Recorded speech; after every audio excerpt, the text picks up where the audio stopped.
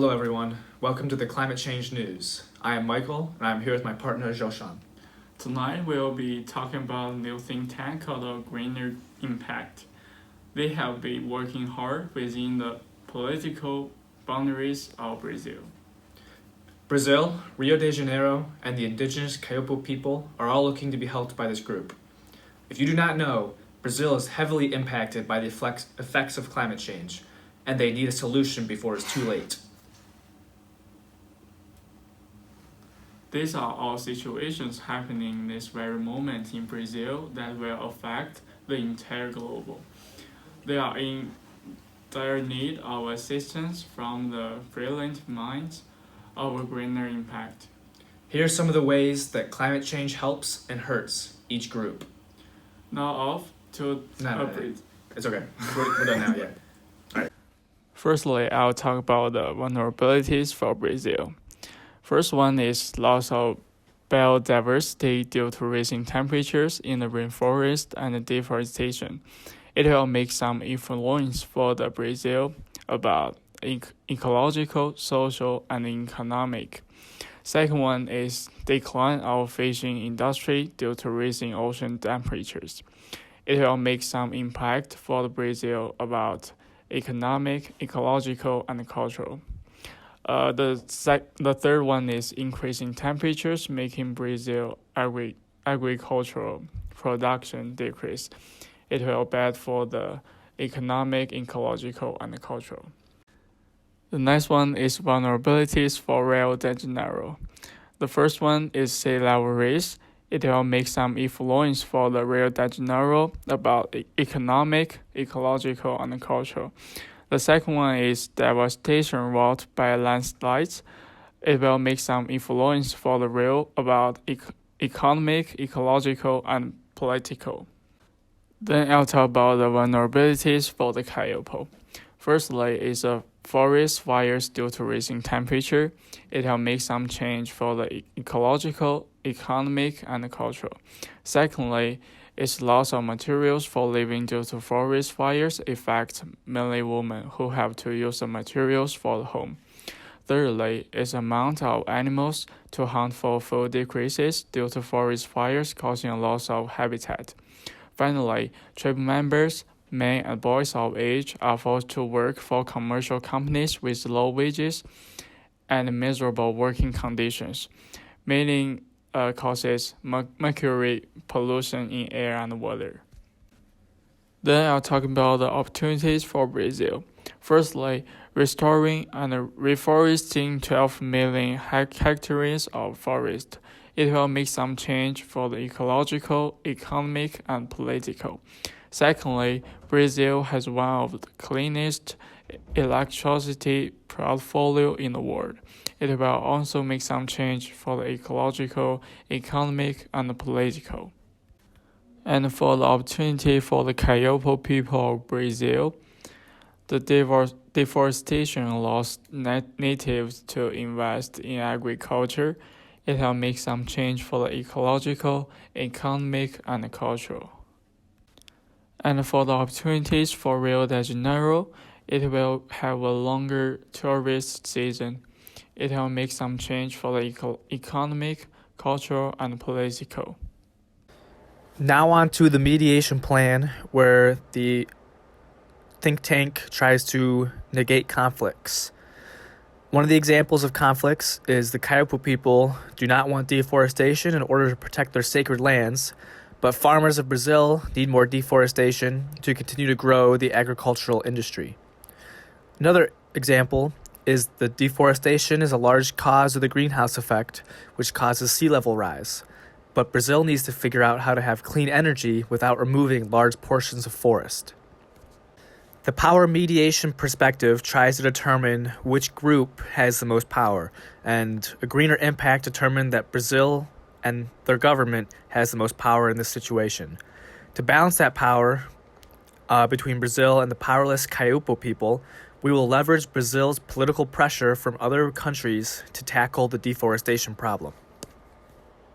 The goal of the mediation plan is to reach an agreement that fairly helps to protect the land and forests of the Kayopo people and to better inform the Brazilian government and the city of Rio de Janeiro The clients will look to have alternative practices for farming and renewable energy that do not infringe on the land of the Kaiopo people of Brazil. Based on our research, we will propose a law be passed to strengthen the policy framework of labor conditions in Brazil, specifically addressing the Kaiopo people who are working in the Brazilian mining industry. Some of the activities that they have planned are quarterly meetings with each client to discuss effects from climate change and to be updated on current climate change situations. They will adapt to each meeting to mediate any conflicts between their 3 clients. One of the goals of a greener impact was to determine the carbon footprint of Brazil's region. They decided that it was about roughly 2 billion tons of CO2 displaced into the atmosphere annually.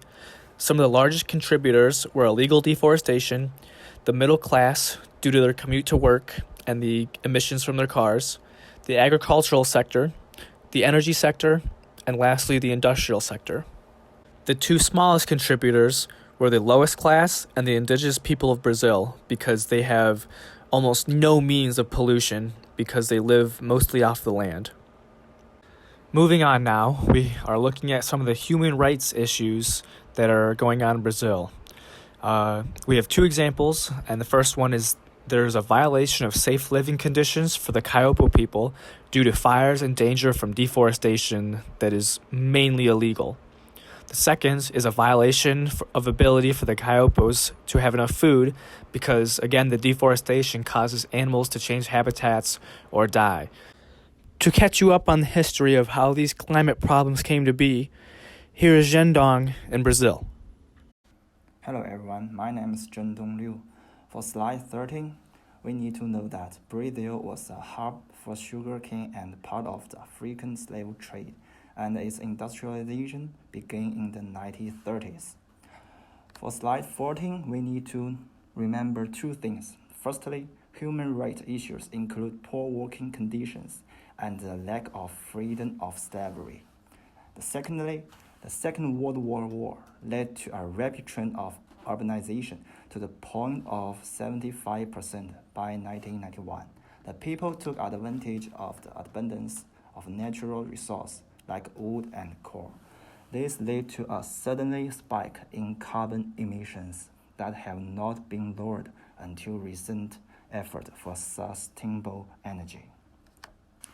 Slide 15 is about history of Brazil. We need to remember 3 important time points. Firstly, in 1897, Brazil drilled its first oil well. In the 1990s, Brazil underwent energy liberalization. In 2007, Brazil launched the ambitious National Energy Plan 2030, with the aim of increasing energy production and nuclear energy capacity. For slide 16, Brazil carbon emissions have risen to 8.9% in 2004 and reached the highest level since 1990s. Agriculture and illegal deforestation were the main culprits. And for slide 17, we only have 1 graph on it. Data was shown on the slide. From the graph, we can see that compared to China, total emission is proportional to area of country. Compared to Japan, total emission is proportional to industrialization degree. For slide 18 and slide 19, they are both about history of deforestation and forest degradation. For slide 18, it's about 2 points, history and conversion to agriculture. For history, the first connection of global warming and deforestation was in 1989.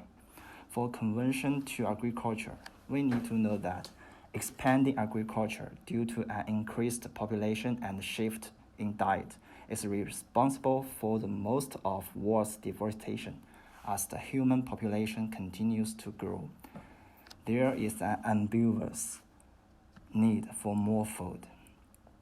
And for slide 19, it's only about 1 point, it's fire. For fire is often used to clear land for other uses, such as planting crops. These fires not only alter the structure and the composition of forest, but they can threaten biological diversity, alter water cycles, and soil fertilities. That's all. Thank you, Zhendong. And now to discuss the political side of climate change, here's Yue and Xuan in the capital of Brazil, Brasilia. There are 3 human rights. The first one is humans in the poorer parts of cities, vulnerable to flood and drought because they live in a very densely populated part of the city. Lack of affordable housing from cities make it harder for these people to move. The second one is animals that call the Amazon home, vulnerable to deforestation and habitat loss because their habitat is in the forests of the Amazon. It is hard for the animals to migrate due to the lack of similar habitats. Brazil does not treat animals with any care by taking away their homes. The third one is the Kayopo people, vulnerable to deforestation because they have scarce land in the forest that have been there for generations. The country of Brazil does not consider the contribution of the Kayopo people of relevance in its economy, treating the Kayopo people with disrespect. There are 4 trade-offs. First, citizens want to get rid of or reduce fossil fuel mining companies in Brazil. Mining companies provide a large portion of jobs, and people with those jobs would have to lose them without the certainty of getting a new job. Second, to preserve the forest, farmers must stop burning fields to clear for crops. Indigenous people rely on farming crops for a main source of food. Third, to have a good environment, people must do garbage classification, restricting people's usage of difficult to degrade items such as plastic bags. The last, to reduce carbon dioxide emission, people must limit the usage of their vehicle. Government try to get people to take public transportation, but improvements are needed for citizens to want to use public transportation. Brazil and local city governments should create an incentive for companies to operate below a carbon cap. A carbon cap is a specific amount of carbon that a country must emit less than in a specific amount of time. If the company's carbon emissions are lower than the cap, then they get a tax break.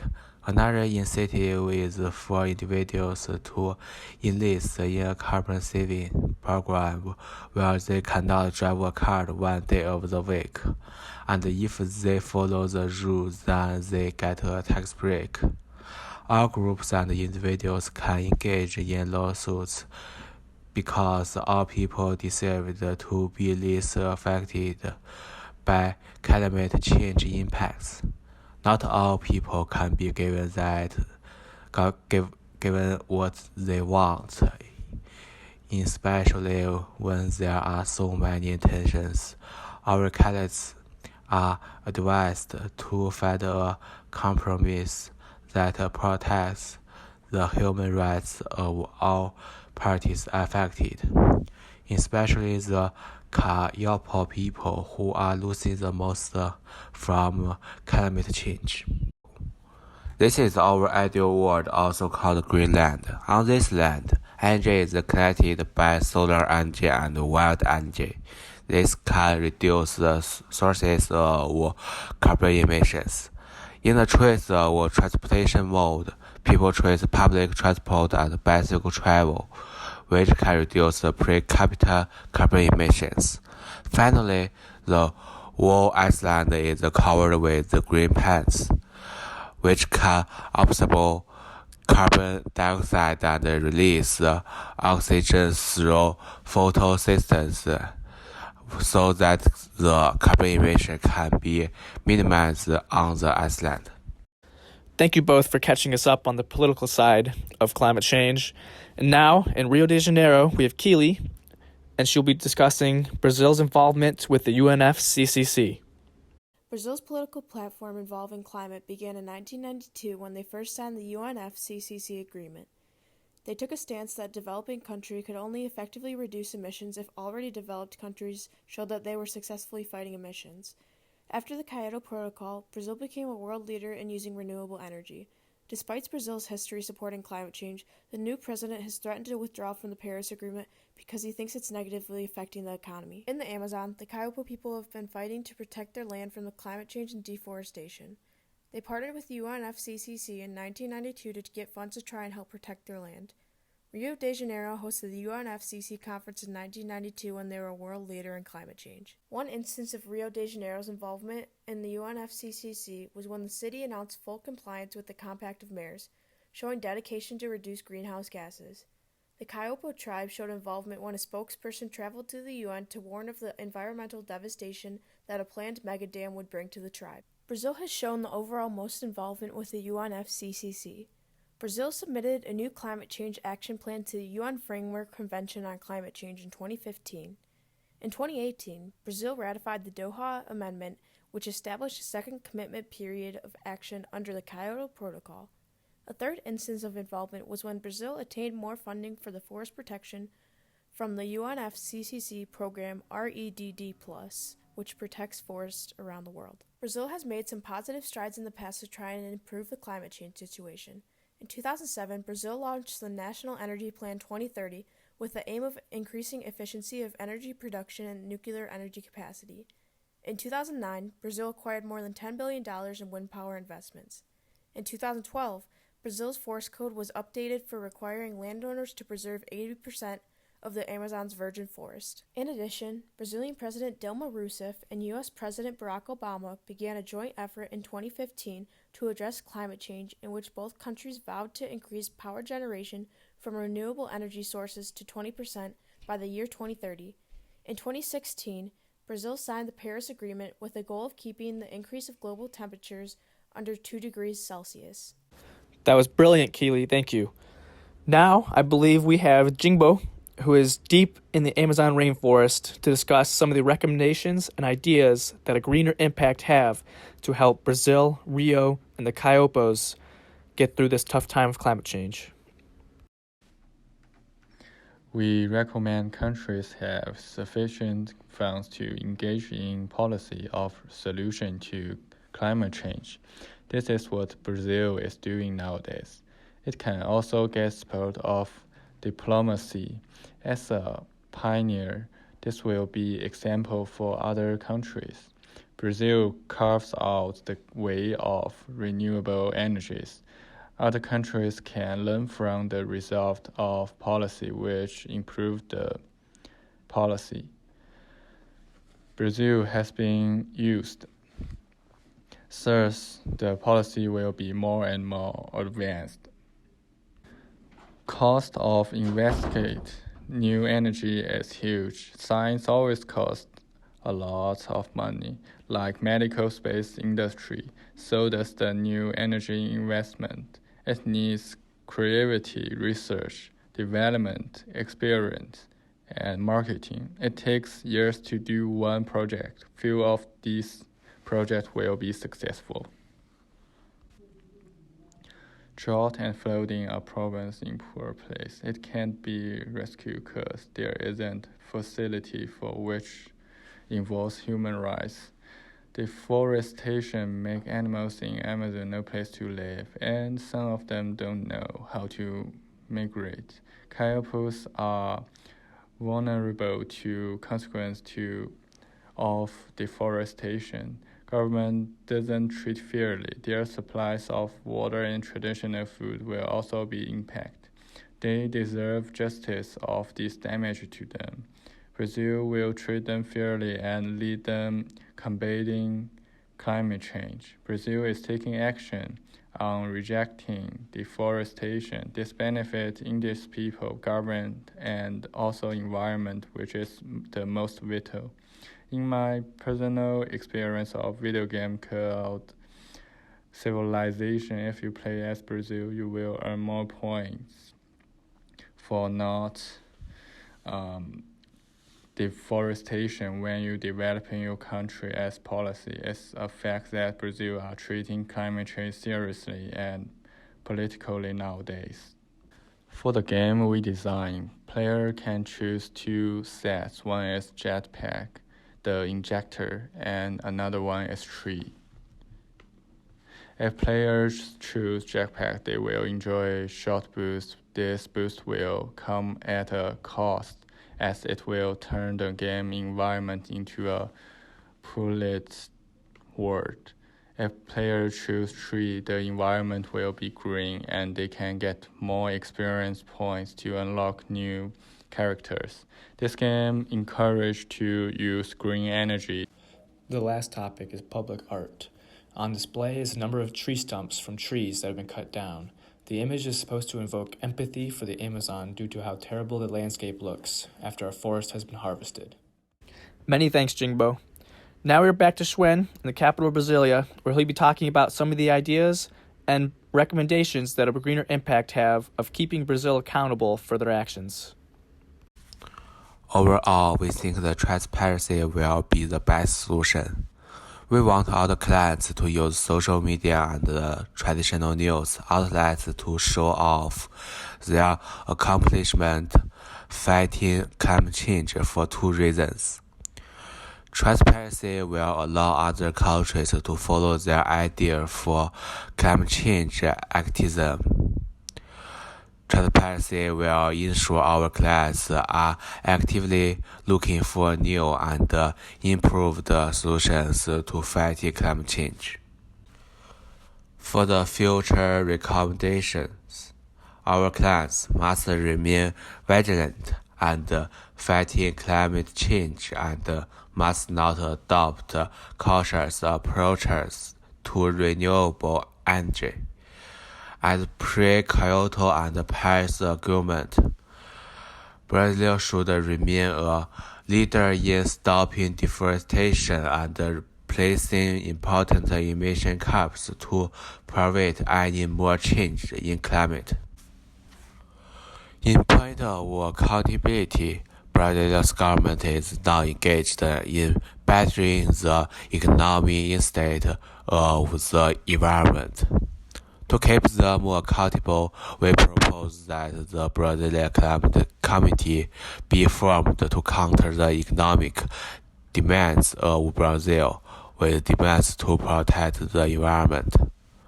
The BCC will have a say in legislation to provide new laws being passed that better the economy of Brazil, while also hunting the environment of Brazil and the surrounding areas. That is all tonight from Climate Change News. This is Michael and my partner Zhoshan Shi, wishing you a good night and reminding you, be kind to the earth.